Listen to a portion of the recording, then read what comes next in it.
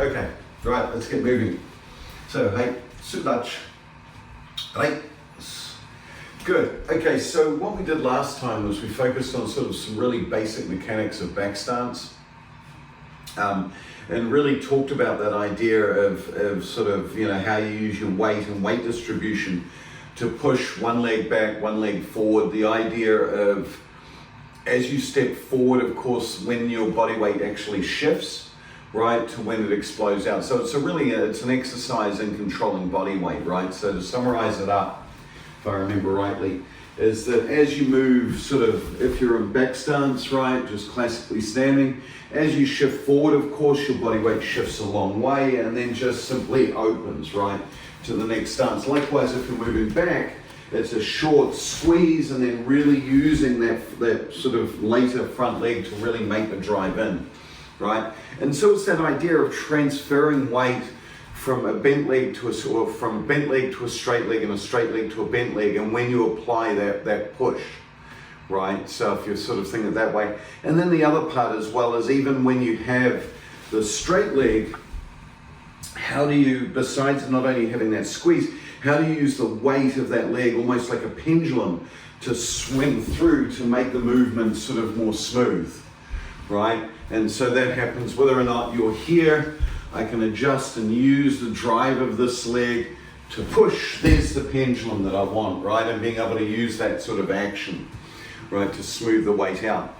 So what you can imagine is it's a sort of product of close, then sort of open, just drive open, but then really using that push. Once I'm out of that push and this weight is the push is gone, the push is finished, using that momentum of that leg to sort of just swing and continue the action, right? So you're not sort of creating this sort of push, stop, then go, right? Because if you push, stop, then go, you're losing the momentum that you've built in the initial drive, right? So just all of those kinds of things is what we spoke on.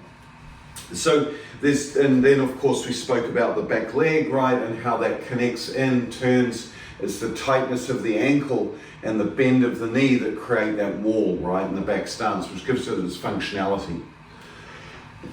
So when you imagine back stance and you think about its construction, the next thing you want to think about, of course, is its functionality, right? And so there's main, why would you want to actually have back stance? And if you remember rightly, it was originally, if you look at Okinawan arts, which of course karate is derived from, right? Karate in Okinawa versus Japanese karate, you notice that they almost universally do not have back stance.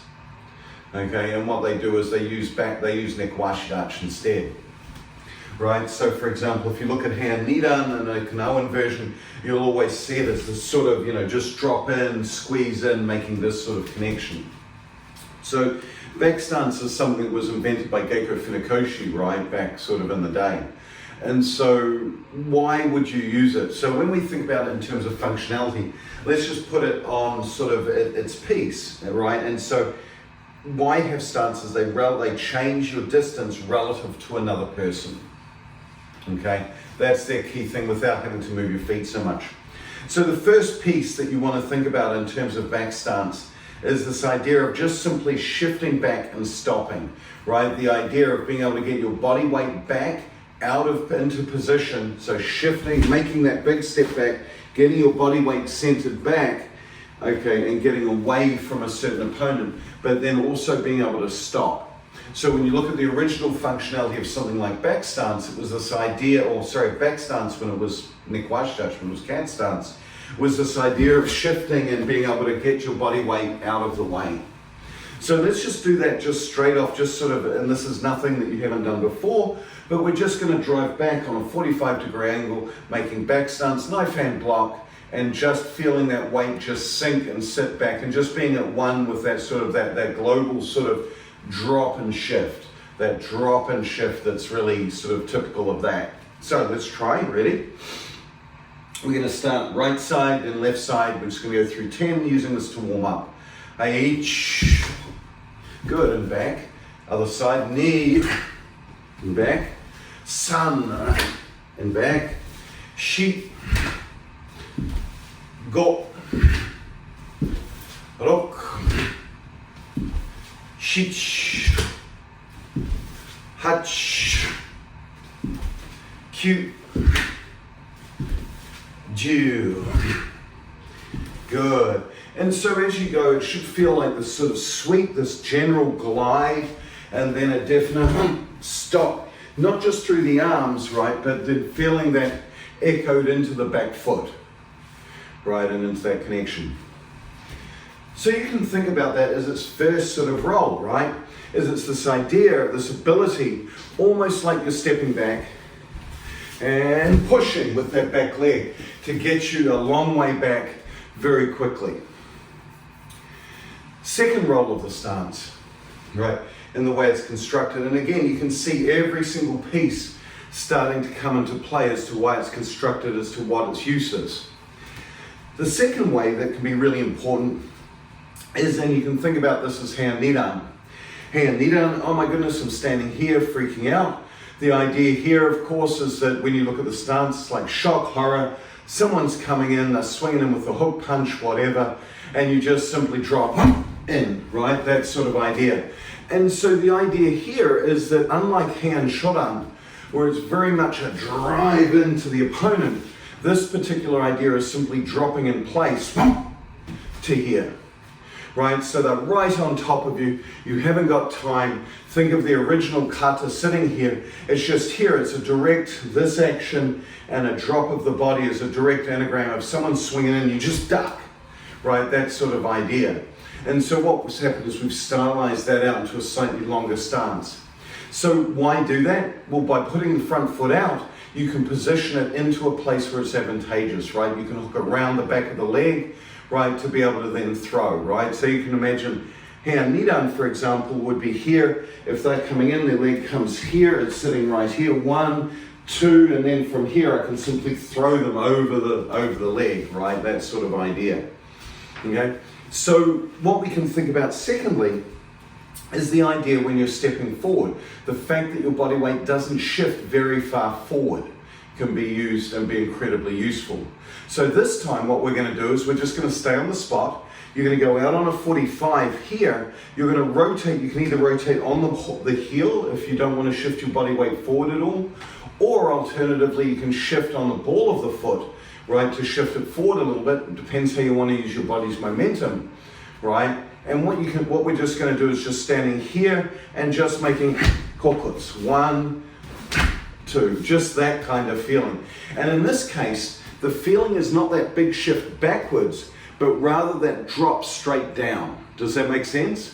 So we're using half of the stance. Okay, ready? Ich, ni, sam, shi, go, rok, shich, hutch, Q, Jew. Good. Right, so what we have is we have this idea of being able to go back and stop. Oh my goodness, here they come. Boom, there. And we have the idea that, oh, we're right here. We can just shift and drop our weight. Right, because in reality, you would almost never be moving from stance to stance, or you wouldn't, you'd probably be standing upright. So what you can imagine is that as you're using this, in reality, this is a great opportunity to be able to adjust your distance relative to an opponent and be able to just stop your body weight, right? So you can imagine if I'm here and all of a sudden, holy crap, I start to step in on the person, they're way too close, I just drop into kokutsudachi to be able to create that stopping position. If they're far away, then I can lunge all the way through. But there's one other thing we haven't spoken about yet. So we've got the idea of being able to adjust according to distance to either pull our body away from somebody or just sink it directly in front of them. But the other thing that the stance does for you is it gives you this ability to be able to load this back leg, right? So when you look at the position that you end up in, is the back leg is 100% loaded and locked. Right? So if you think about it, if I'm going to jump, if I'm going to do a counter jump, right? So if I told Brian to do a forward flip right now, one he would go, okay, he wouldn't just stand there and just get donk, right? What he would do is he would counter jump, boom, and then go, right? He would have that sort of bounce. And so what back stance does with you is it's not, quite often, it doesn't necessarily need to be stuck within that single stance. The purpose of the back leg is that it, one, can stop and lock you in position, right? Providing that you're using and the feet are located and switched into position, locked in, that knee's bending, you've got no more movement in that hip, is you can then bounce off that locked position. So it's here, you can load the hip and immediately go. Does that make sense? So you feel that stop, bounce, almost like I walk into a brick wall and I kind of bounce off it.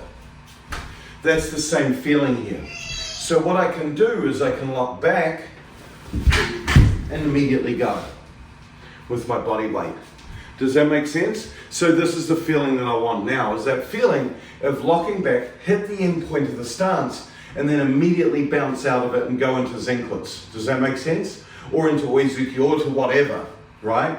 And so the beauty of the stance, if I use just something you can see, if I'm here with Bob, oh no, don't hit me, right? It's too early for a morning hit, right? He sits here, he's in my arm position, so I'm just setting up this distance so you can all see. If I lock back into Kokutsu, I'm way out of reach for him, right? There is no way he'd be able to reach my center from here. But if I simply change stances, he's back on target with Zenklitz. So what I can do is I can use this to shift out of body and then drive back in, right? That classic sort of boom, pump, this kind of feeling.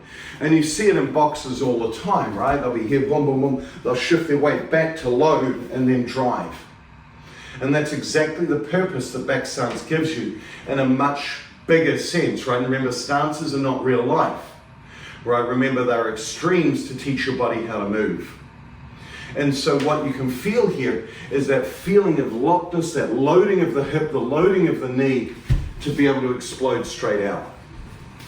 So from here, let's try that. So what you're going to do is you're going to simply do the shift back.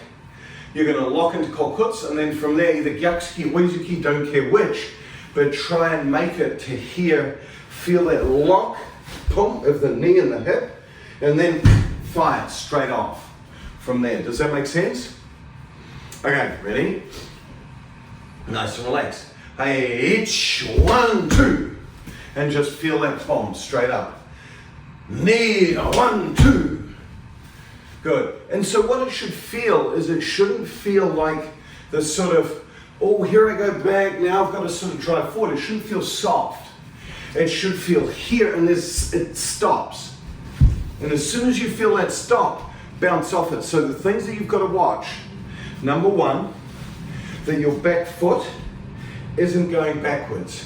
If your back foot goes backwards, the knee's just going to continue to fall. That means you're going to rely on muscles slowing you down to be able to make that drive, yeah?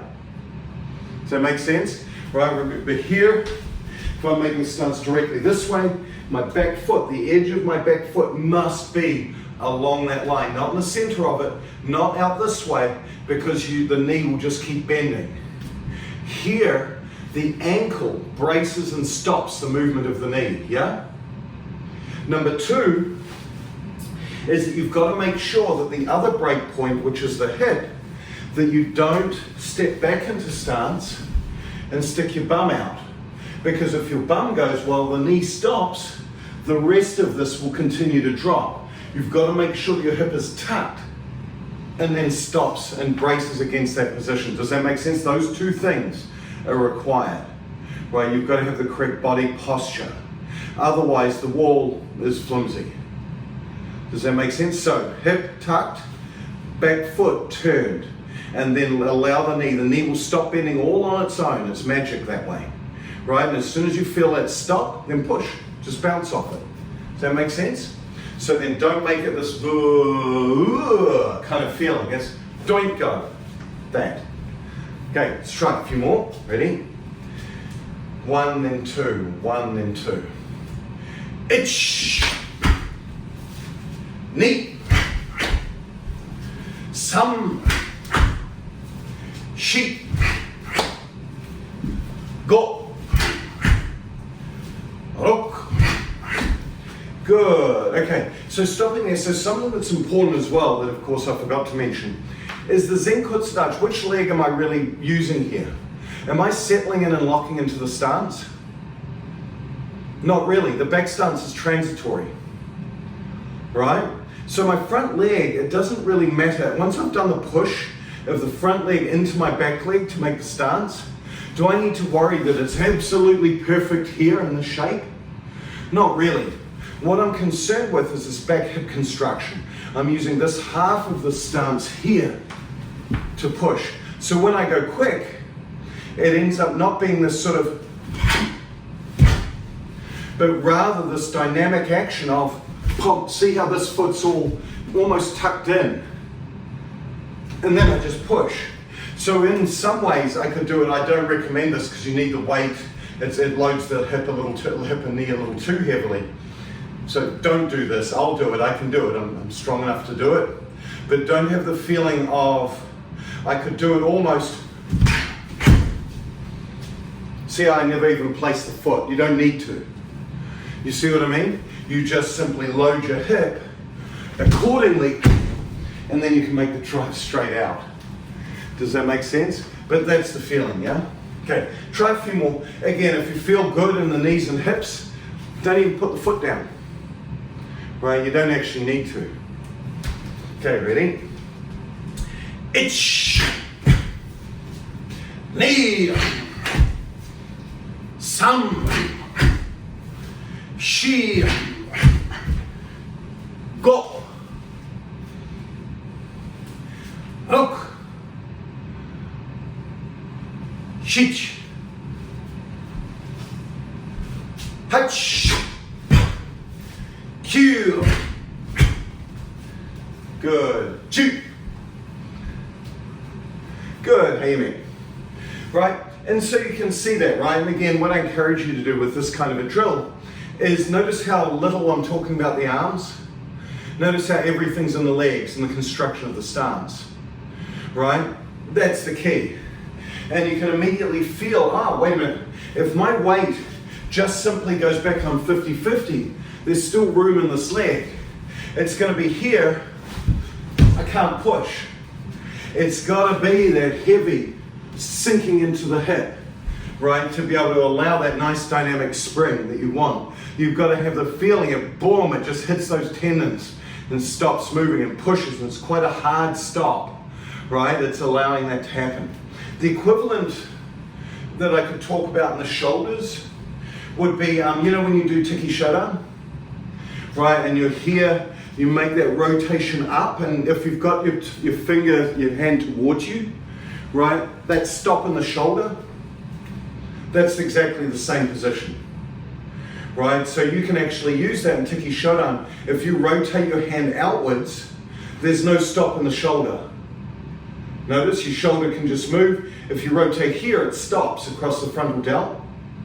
Right, this is why in tiki, it's this way, because you rely on that stop in the shoulder to be able to bounce off it to drive into the zuki that happens afterwards.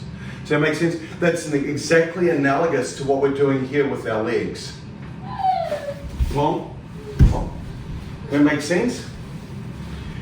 Right, so what you can see here now is that you've got this idea of, and you should be able to also do this straight bounce from here. Oh my goodness, here they come, and just fire. You see what I mean? Just from dropping down. It's that same loading the leg principle.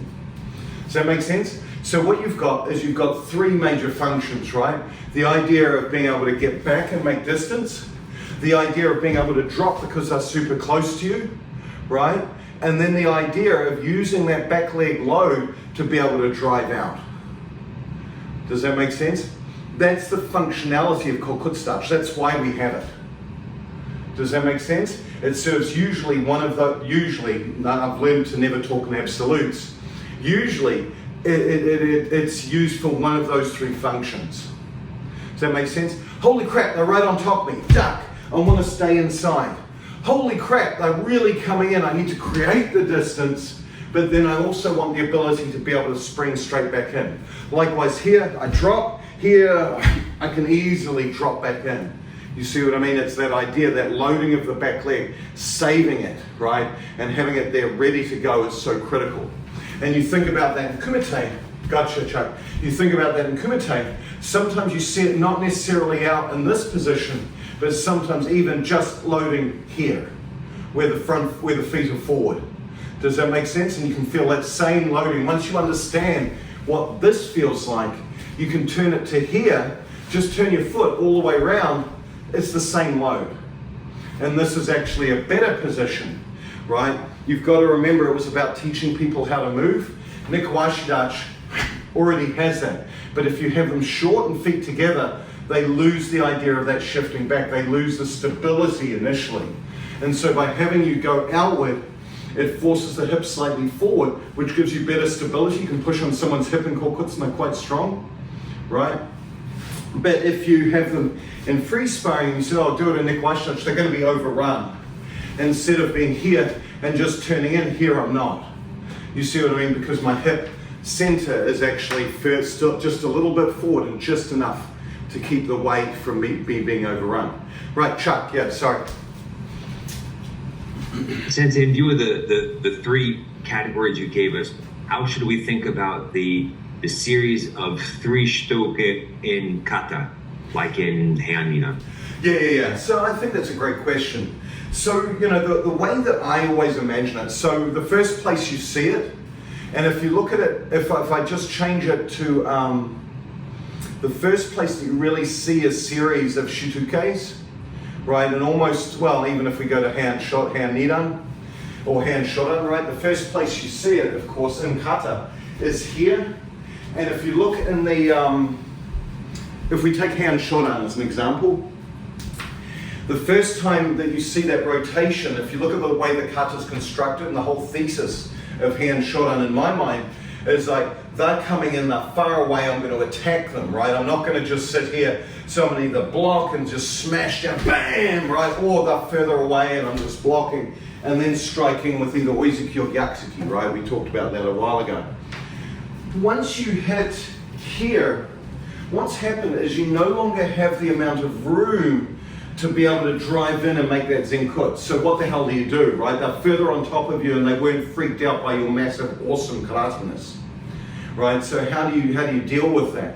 Well, the answer is, of course, is that you keep your body weight back, right? So rather than having this sort of aggressive approach, you switch it at the end of the kata, which is a preempt for Heian-Nidan. You switch that to here where almost my distance doesn't shift. You see what I mean? I'm here just spinning like a top and I can cover everything all the way around me. Whereas before in the kata where it's here, it's turning, scanning, then driving in. And this one, you're not quite as, you're a little bit more cautious. So what you do is you use back stance to keep everything, just sweep everything away. And then they're a little bit closer than what you thought. So now you cover and strike in, right? You step in that way. Does that make sense? And you see that sort of time and time again. When you see it again next, of course, is in Heian-Nidan, right? So you've got the, all these, right, obvious. You do the kick, you drop down here. So it's here, someone's coming that way, someone's coming this way, right? So you're here, holy shit, what am I going to do? I'm covered, there's people everywhere. Well, this guy comes in slightly earlier than this person. They're both sort of coming in. You make that drive and you create distance because they were coming simultaneously. You see what I mean? I deal with person number one initially. Bang, and whoop, there. Now I'm backing out of the way. That's what it's telling you. Then, of course, it's there. 1, 2, 3, yeah? Right, you make that initial. So what you can imagine here is here, you can imagine what I've done is I've kicked this person, I'm here and I'm back. Holy crap, they're right there. From there, I cover, strike in. From here, next one, I just grab them, throw them over perhaps, right? Or they roll backwards. Third one, I step in, notice the block is at the halfway point.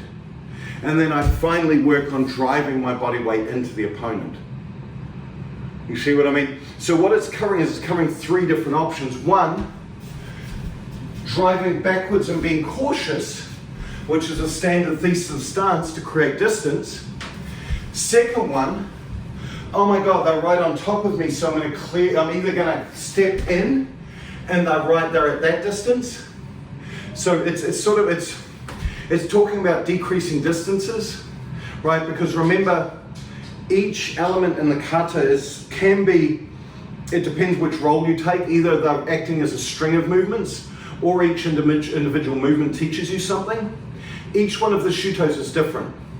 I'll show you. Because look at the way that they move, right? So if I'm here, first one, holy crap, here they come, bang, step back. You're stepping away from the opponent, you're creating distance. Second one may say here, you go to step in, you had it in your head that you're going to do Garambarai, but now they're at this distance rather than this distance. So you actually use the block as intended, right? And that makes sense. The next one, holy crap, they're coming in now, making the block at the halfway point and then striking or throwing, right? And then the last one, right, but notice we're still making a block sort of here as it's coming forward, it's still slightly forward, about, you'll probably, by the time you're making the block, it's not at the 50%, maybe at 60. Does that make sense when you're connecting with them? And then the last one, right, the block's happening here, right at the Osayuke, right in that sort of first half of the stance. And then you use that to drive right through them. You see what I mean? So it's talking about what's happening as the opponent is ever increasingly getting closer to you, and how do you deal with that? Isn't that clever? Right? So what's happening, first one, boom, block all the way back here, you've got time. Second one, blocking here perhaps. Third one, blocking at the halfway point and striking it. Last one, blocking the first third and then stepping right through them. You see what I mean? And you can take those as individual pieces. And again, I can make a story, and you can make that story, right? Again, taking each individualistic movement, teaching you about how to block. But then at the same time, you can also think about it in practical terms. Here, I block first. Now I take the hand and I strike them across the neck. Now what I do is I simply shift feet, pull this behind, throw them back, right, and throw them over, or putting them down here. Now the next one, I'm just grabbing them and just stabbing. You see what I mean? You can change it to actually grabbing hold of an opponent.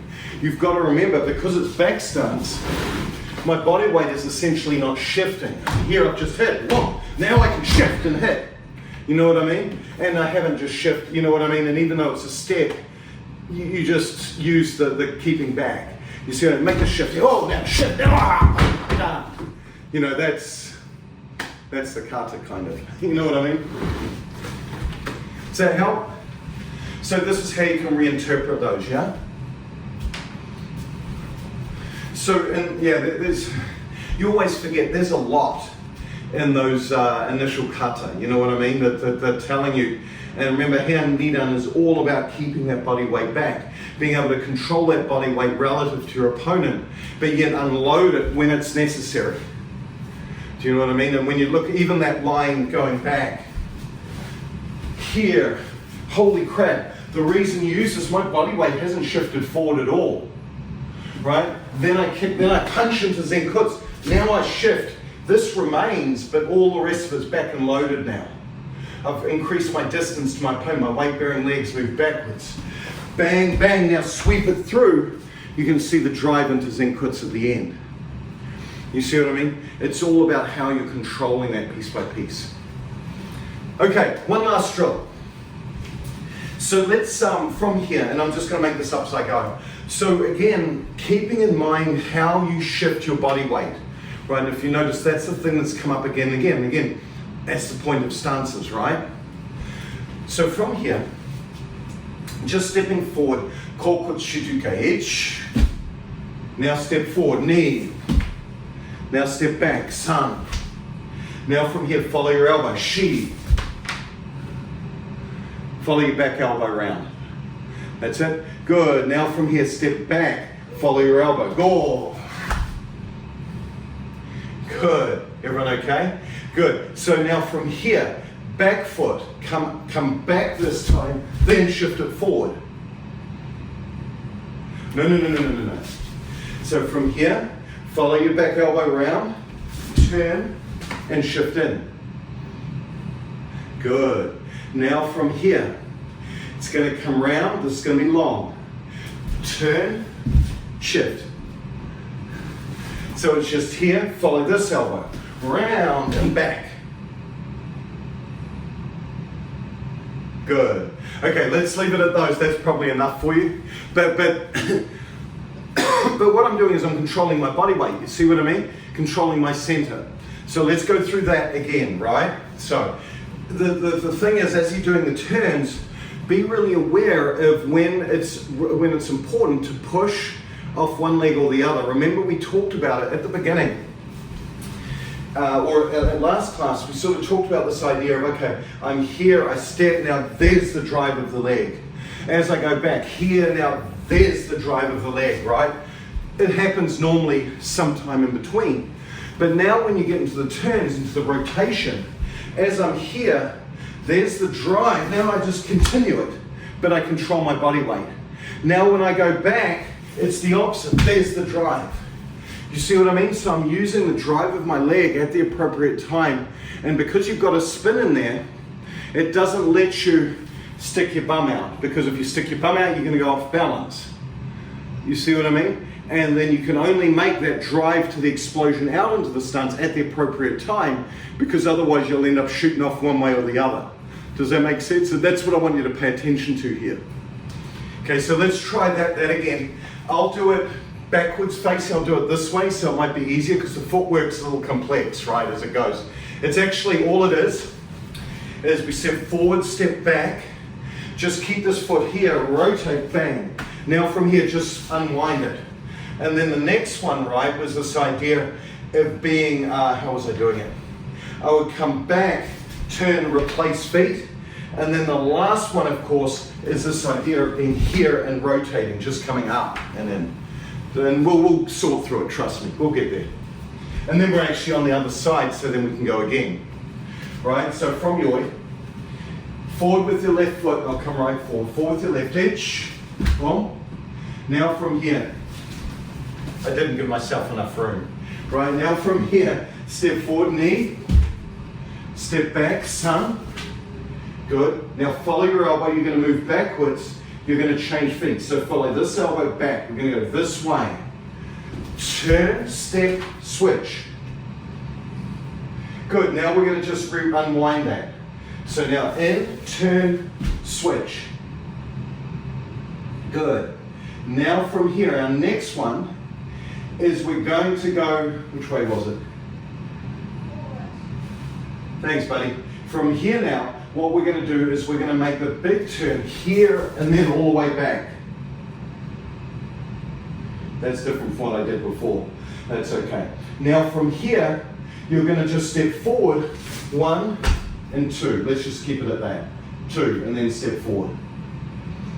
And then our last one, back leg comes up, touch, turn, rotate back. Good. Make sense? That's not what I did initially, but that's okay. As I said I was making this up. It's the story that's more important than the ending. Okay, so let's try it again. Ready? So 1, 2, 3. Now back, follow this elbow. 4, whoops, wait a minute, back, step, drop. Good, now unwind it, sheep, step back, whoop, there we go. Good, now from here, unwind it, you're just going to rotate back the long way. Sheep, good. Now from here, unwind that. So from here now, step it back in, 4, up. Now 5, front foot comes in, turn, back, that's it. That's the idea. Makes sense? So we're just turning it all different ways, right? Rotating over the front leg, rotating over the back. But then what I want you to listen to is as you make that rotation, it becomes so much more important to, one, keep the fluidity of the turn, but then at the same time know when to push out of the stance. Does that make sense? And that's what this is getting at. It doesn't really matter what the turns are. It just matters when you push out of them. Does that make sense? That you're collapsing in and pushing, right? And so you've truly got to understand where and when it's appropriate to push your body weight forward, push your body weight back. You can add in things if you're bored, things like here, I'm going to step, now I'm going to rotate in, right? and understanding when that happens. You know what I mean? All those kinds of things. So you can add all sorts of combinations, permutations of that. Does that make sense? So let's try this one more time. Hey, forward. 1, 2, 3, 4, 5. Good. Now from here. 6, 7, 8. Good. And up. And so each one should be just bang, bang, bang, bang, right?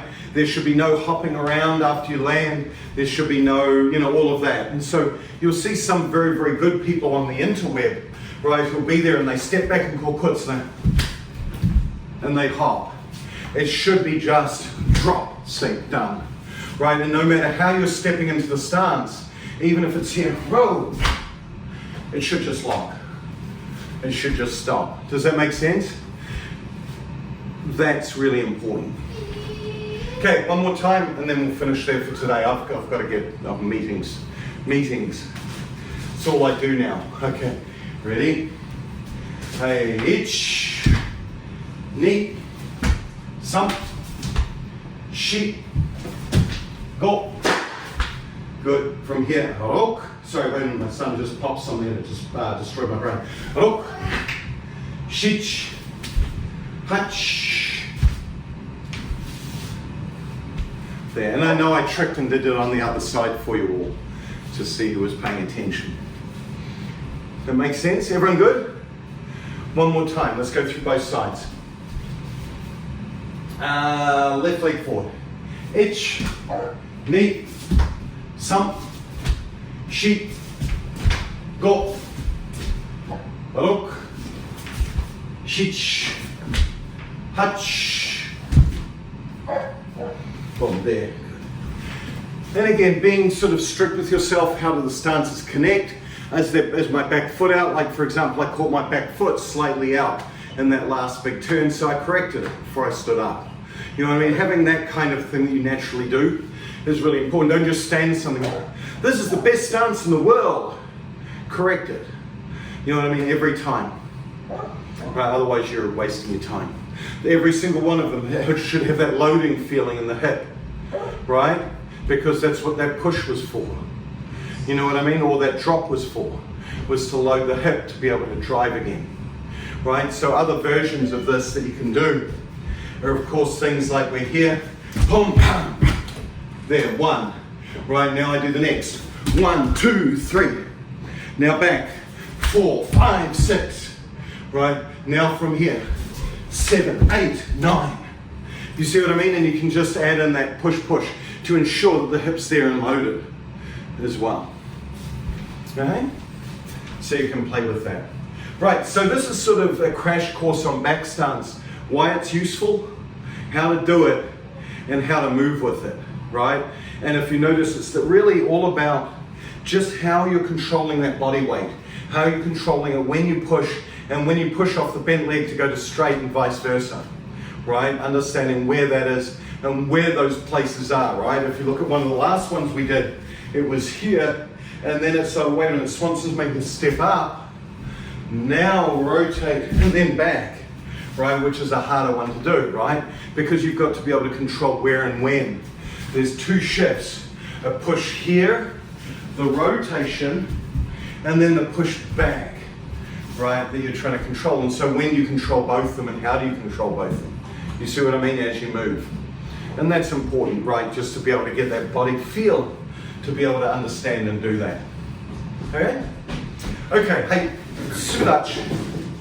Hey, was good. Hopefully back stance wasn't too boring. Back stance is awesome, actually.